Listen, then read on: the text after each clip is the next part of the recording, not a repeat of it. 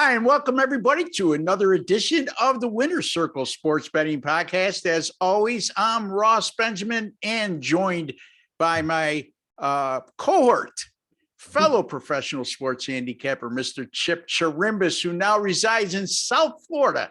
Chipper, how goes it? It's great. And they're calling me Hollywood Chip now. What can I tell you? Well, literally, right? Because you're in Hollywood, Florida. So you're not lying, sure. so people don't think you're being a little bit arrogant. Even though that's left up for debate sometime. But anyway, well, Chipper, the NFL preseason, we're down to the final week. It throws us another new loop, I should say, is we are experiencing the final week of the preseason in week 3 instead of week 4. A lot of uncertainties, teams playing their starters, teams not playing their starters, because as we well know, the majority of times over the years, when there's 4 preseason games, week 3 has always been the rehearsal. Now, you brought to my attention, and rightfully so, Russ, it is week 3. It is the last preseason game, but there's a 2-week layoff between the end of preseason and the regular season. And what's your observation so far and just your general thoughts going into this final week of the preseason? All right, coming into the final week, I think so far that the odds maker has really been giving us big clues as to who the sides are. I had Denver as my first A-play mega buck, favored by 6 points, I believe it was, at Seattle. I mean, Denver favored by 6 at Seattle. That makes no sense whatsoever. They win the game 30-3. And there are plenty of other examples of the same thing that have been out there. Now, Ross, you mentioned to me about the lines on the final week here some of them are very, very high. And we know that favorites of 5.5, 6 or more in a preseason just don't fare well. No. So maybe because it's the third and final week, things might be different. But like you said, the Buffalo Bills are going to be playing their whole first team, at least for the first half, and they're a huge favorite. But, I really don't know. We have to do our due diligence here, Ross, to find out which teams are looking to play and which teams are just looking to escape. But I think, Ross, my gut feeling is that these teams are going to come out and they're going to play. They're going to play this week because they do have that 2 weeks off, and they want to get everybody as up to speed as quick as possible, I would assume. We know what's going on in New England with Cam Newton. He came back today to practice. So these people thinking Mac Jones is going to get the start, I think they're off base there. Yeah, at least not, with no pun intended, not to start. I think you got to go with the more experienced quarterback, even though him with this COVID situation and always in protocol, it seems like, for the last 2 years. I think he's getting on Belichick's nerves a little bit. Yeah, and I think coaches are losing patience right now with this whole vaccine thing in the COVID situation. I listened to Sean McDermott today.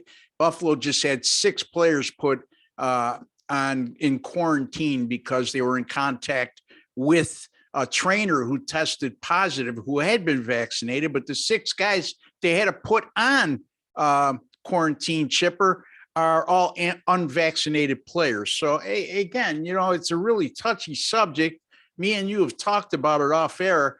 I mean, it's one's personal decision. Look, I'm not here to preach on whether you should get it or shouldn't get it. My personal belief is I think it's in my best interest to get it. And I think Chip, I can't speak for Chip, but I think he feels the same way. But, in the world of sports, Chip, you're talking about if you want to be competitive, you want to have the best opportunity to win. If you don't want to get the shot, think about your other teammates.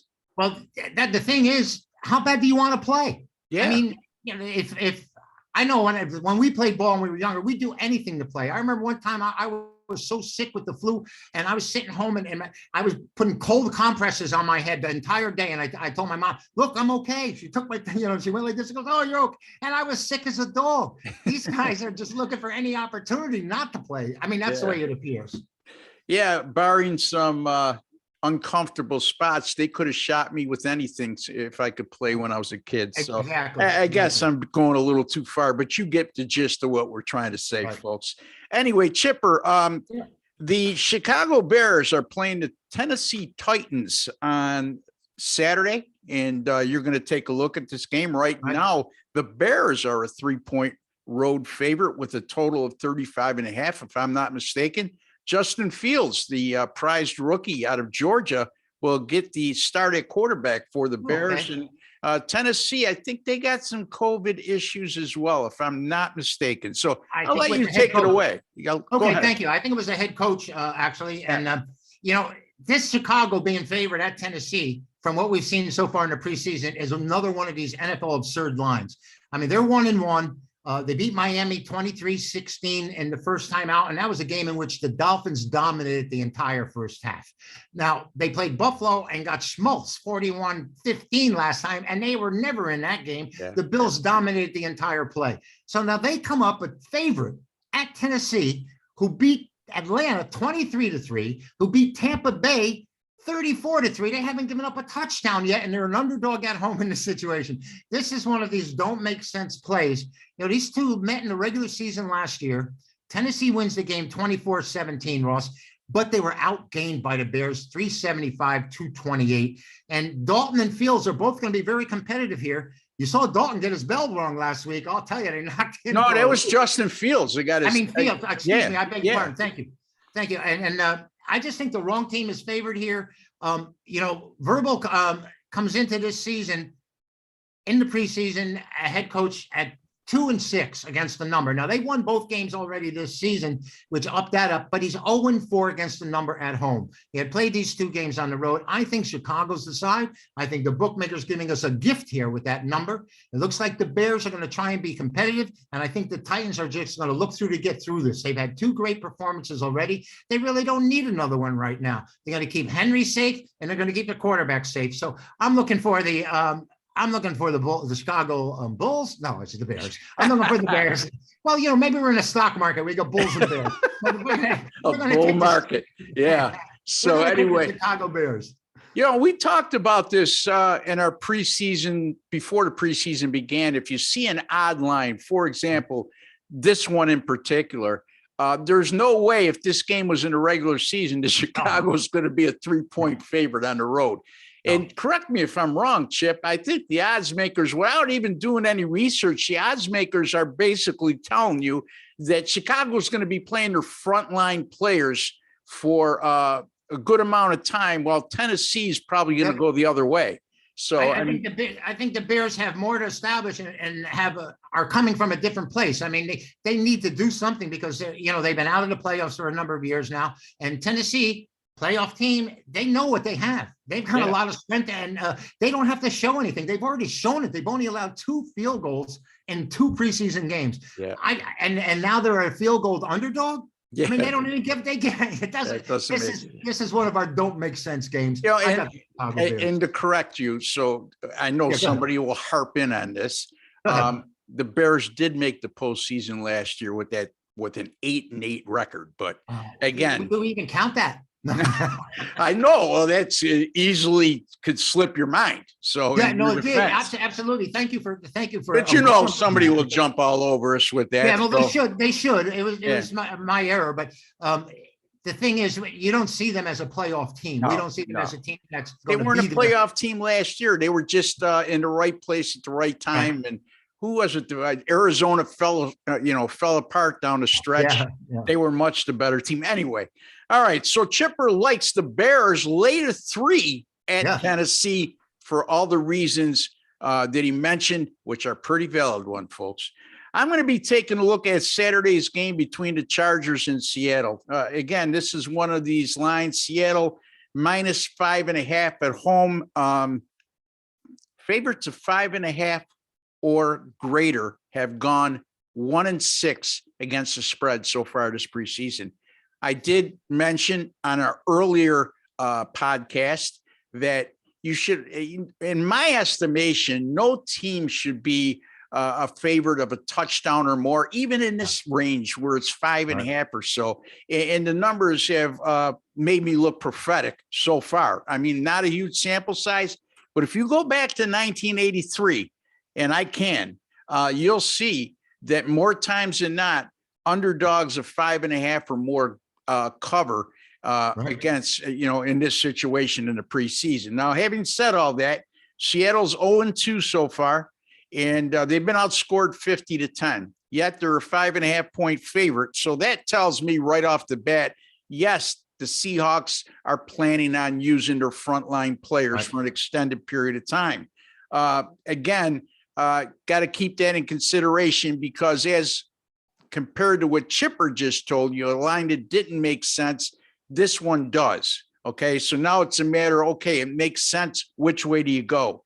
The Chargers so far 1-1 in the preseason, coming off a 15-10 loss to San Francisco. And, 2 games, they've allowed 10.5 points and 222 yards per game, but they haven't shown any offense. But yet Justin Herbert hasn't saw the field either. So keep that in mind. So, LA Chargers too, a +3 turnover differential in the first 2 games. Seattle at a -2. I got another nice preseason angle that's been doing awfully well for me, folks. Right now, by the way, folks, 7-4 in the preseason, including 5-0 with my last 5. Anytime you get an NFL preseason away pick or underdog that allowed 24 points or less in their previous game, like the Chargers coming off at 15-10 loss to San Francisco, and they're facing an opponent that's coming off back-to-back losses. In their previous game, they lost by 10 points or greater, which Seattle was blown out at home by Denver 30-3. Those away pick'ems and underdogs have gone 11-0 straight up in ATS since 2006. Again, think about that, folks. Not only have the underdogs and pick'ems covered these games, but they won them all straight up as well. And the average point per game differential, 8.6 points per game.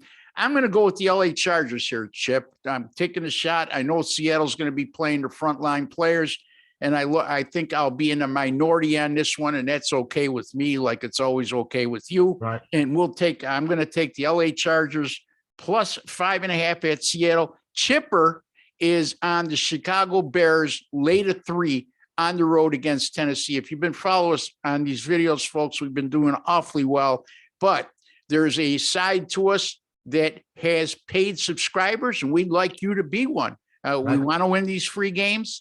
There's no 2 ways about it. But Chipper, tell them where they can find you and a little bit about how you've been doing of late. All right. Well, I did have my first best bet of the year with Denver, the game you just mentioned against Seattle.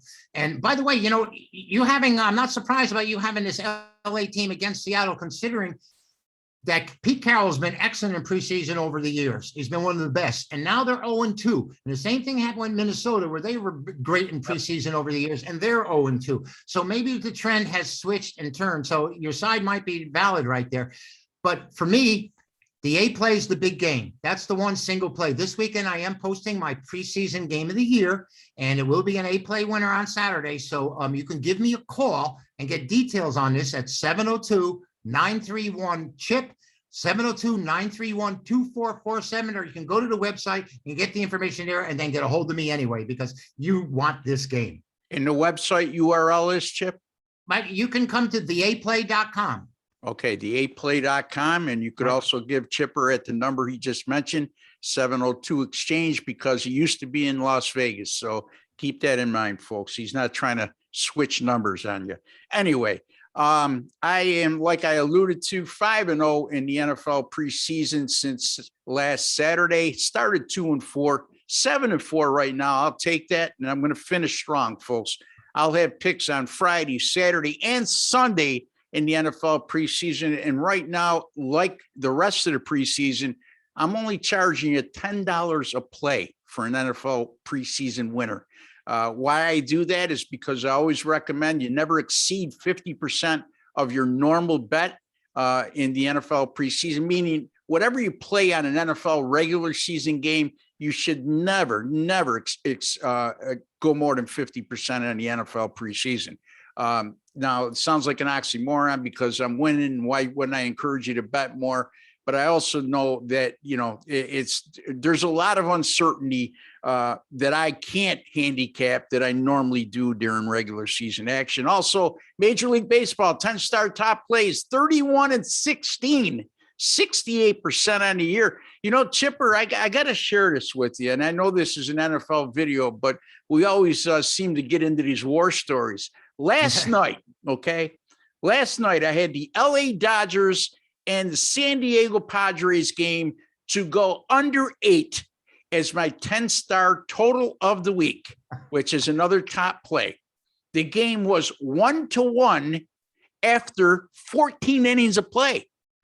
It ended up 5-3. The Dodgers won, and I only get a push. Talk about feeling like a lost with a push, Chipper. Anyway, that's my vent for today. Until any final thoughts, Chip, before we leave? No, but I think if you don't want to miss out on football, now's the time to get in, because we both are in sync here with these games. And I'm really confident about this weekend, and I know you are too. aplay.com for Chip Chirimbus, rbwins.com for Ross Benjamin. Both sites, you pay a little to make a lot. Until the next time, for Chip Chirimbus and Ross Benjamin, we'd like to wish each and every one of you all the very best. God bless and good luck.